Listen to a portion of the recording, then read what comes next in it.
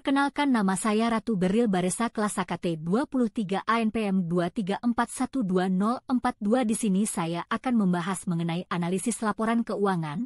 Apa sih analisis laporan keuangan itu?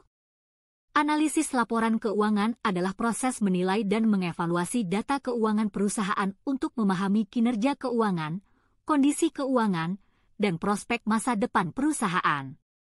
Analisis ini melibatkan interpretasi laporan keuangan, seperti neraca, laporan laba rugi, laporan arus kas, dan laporan perubahan ekuitas, dengan tujuan membantu pemangku kepentingan, manajemen, investor, kreditur, dan pihak lain dalam pengambilan keputusan. Tujuan analisis laporan keuangan. Analisis laporan keuangan bertujuan untuk 1. Menilai kinerja keuangan perusahaan, misalnya, profitabilitas dan efisiensi. 2.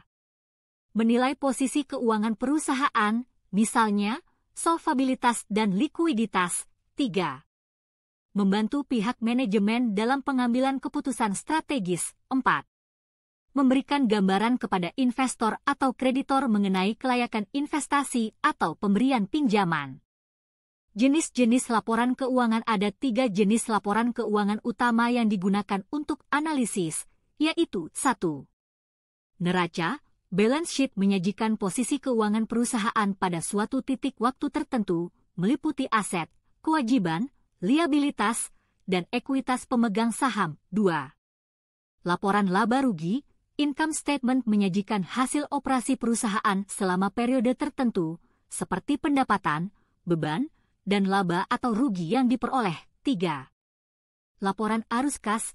Cash flow statement menyajikan arus kas masuk dan keluar perusahaan selama periode tertentu, yang dibagi menjadi aktivitas operasional, investasi, dan pendanaan. Rasio likuiditas mengukur kemampuan perusahaan untuk memenuhi kewajiban jangka pendek. Current ratio, aset lancar, kewajiban lancar. Quick ratio, aset lancar, persediaan, kewajiban lancar. Rasio solvabilitas, leverage mengukur kemampuan perusahaan untuk memenuhi kewajiban jangka panjang. Debt to equity ratio.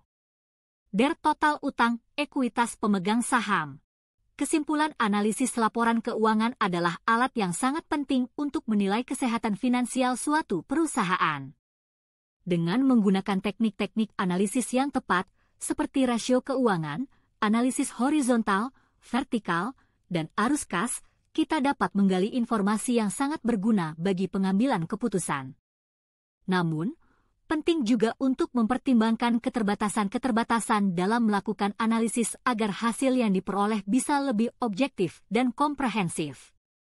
Sekian materi yang dapat saya sampaikan, kurang dan lebihnya mohon maaf. Terima kasih.